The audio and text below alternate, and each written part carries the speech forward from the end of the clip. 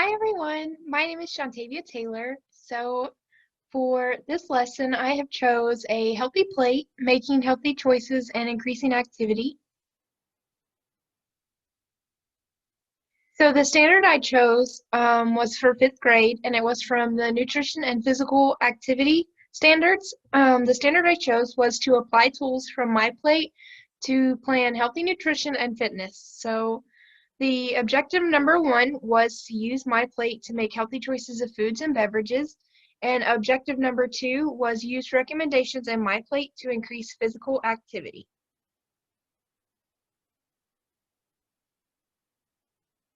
So I'm going to get started as if you guys were my students. So today we will be reviewing the 5 different food groups. We're going to view examples of the different food groups and explore how to increase activity. And then later on, we're going to be creating an activity tracking chart.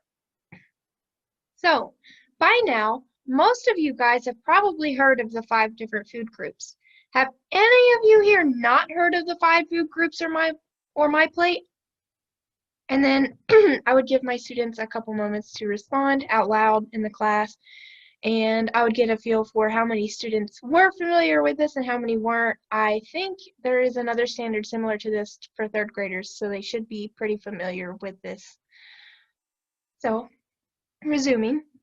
So what can you guys remember about the food groups and how to create a balanced meal? And again, I would allow the students to respond out loud. So you guys did great. You named all the food groups. We have 5 food groups: fruits, vegetables, proteins, grains, and dairy.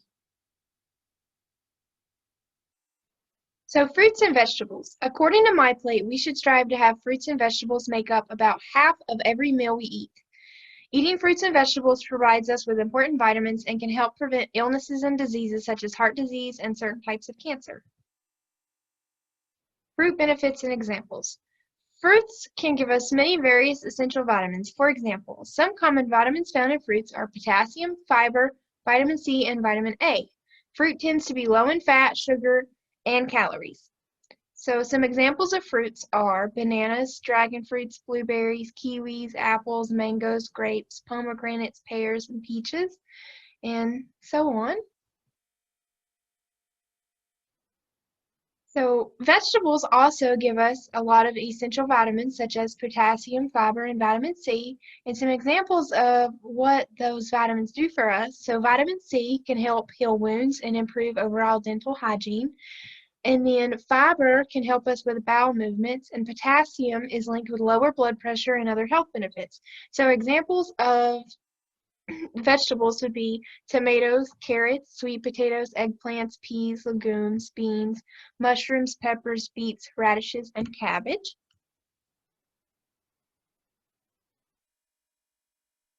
So grains and dairy. So the dairy group contains high levels of calcium. So milk promotes and improves bone and dental health. So additionally, grains help provide the body with fiber and other nutrients. It's recommended that 1/4 of our plate should be dedicated to grains. So some tips about grains and dairy would be try to make half of your grains whole grains, and then try choosing fat-free or low-fat milk and yogurt.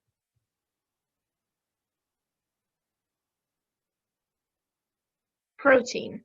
So proteins help build and repair the tissue within our bodies, and protein should take up about 1/4 of our plate when eating a balanced meal.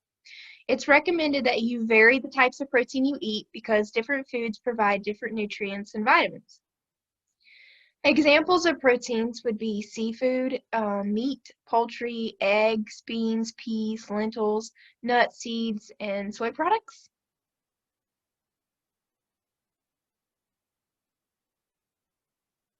So choosing healthy drinks. So now that we've been able to establish, how many parts of each food group go into our plate, we should talk about the beverages that we put with our food and the beverages we ingest in general. So some drinks are made up almost entirely of sugars, so it's important to choose what we drink wisely. Some examples of some healthier drinks we could take are water, unsweet tea, fat-free milk, almond milk, coconut milk, and carbonated water. So getting active. Additionally to eating healthy and choosing healthy beverages, we also need to be active every day. So every day you need at least 60 minutes of activity. You can split this time up throughout the day or knock it all out at once, but it's important to vary the types of physical activity you're participating in. You could also try to get your parents and loved ones moving with you too. Just a few benefits of being active. So getting active can boost your confidence, improve your grades, and help you relax. So then at this point, I would show the students this quick video. I think it's 1 minute and 40 seconds by Cyberchase. 60 is the magic number. It's just a PBS animated video about two characters talking about getting in their 60 minutes of active time every day and how they are creating a chart to track their activity time. So it's going to lead into our next activity. So before I would switch into having them do the activity, I would go back and continue. After showing the video, I would discuss with the students other examples of being active, like this. So some other examples of being active would be dancing around the house, riding your bike, taking a walk, jump roping, jogging in place, walking the dog, going swimming, playing kickball. What are some other examples that you guys can come up with of ways to be active? And then I would give students time to respond.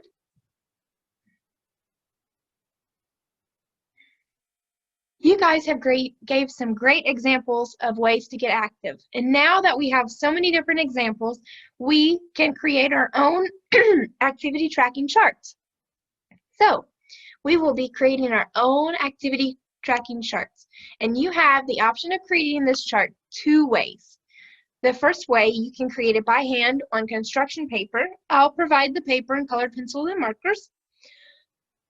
Or, excuse me, two, using Google Spreadsheets, and when you finish, you can turn it in for me to print. If you choose the second format, using Google Spreadsheets, please give me 2 to 3 sentences on how you feel about using Google Spreadsheets, what you liked using about Google Spreadsheets, and if you would use Google Spreadsheets again. So here's an example of a Google spreadsheet that I had created.